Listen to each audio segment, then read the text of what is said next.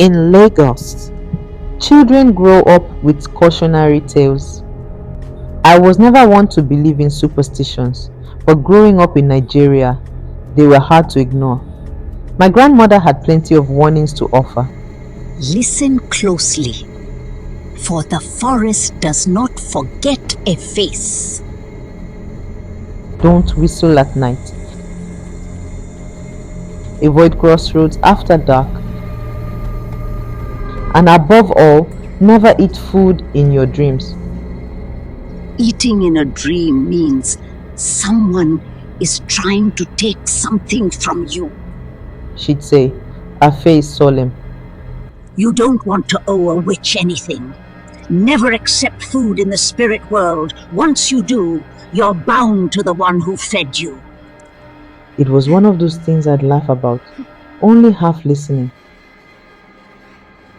As I grew older, I dismissed her warnings as folklore, whispers from a bygone age.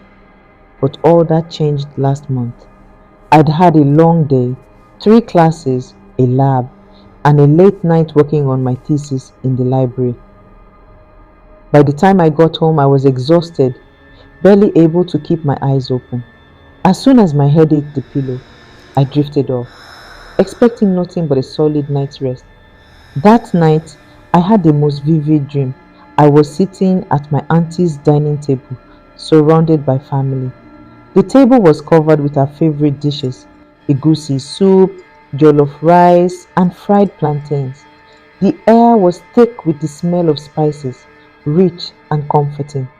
A bowl of jollof rice sat in front of me, steam rising in fragrant clouds. I felt an overwhelming hunger, stronger than I'd ever known. Without thinking, I began eating, savoring each bite as the familiar faces watched in silence. But I noticed there was something off. My family was quiet, their faces strangely blurred, their movements slow, as though we were underwater. When I woke the next morning, I felt a little off, a strange heaviness lingering in my chest. I brushed it off, telling myself it was just a vivid dream. But as I went about my day, I found myself struggling to remember small things: my colleague's name, the PIN code for my phone, my bus stop. They were just minor lapses, but they left me uneasy. The next night, I had the same dream. This time, I was handed a plate of akara, crisp and hot. The people around the table remained silent, their faces blurred and indistinct. As I took a bite, I felt a growing chill creeping over my skin. When I awoke, the taste lingered in my mouth, a faint metallic flavor I couldn't shake. Over the following days, the strange lapses in memory grew worse. I would be halfway through my commute and suddenly forget where I was headed. Where was I going? I had the keys. Where was I going? I couldn't recall the conversations I'd had the previous day or the faces of people I spoke to. Every day, I woke up feeling weaker, a little more drained. My friends began to notice. "You alright, Tolu?" One of them asked over lunch. "You've been kind of out of it lately." Are you even listening to me? You've barely touched your food. I tried to laugh it off, blaming it on stress, but deep down, I knew something was wrong. My grandmother's warnings floated back into my mind.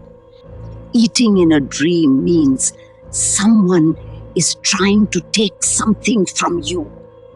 You don't want to owe a witch anything.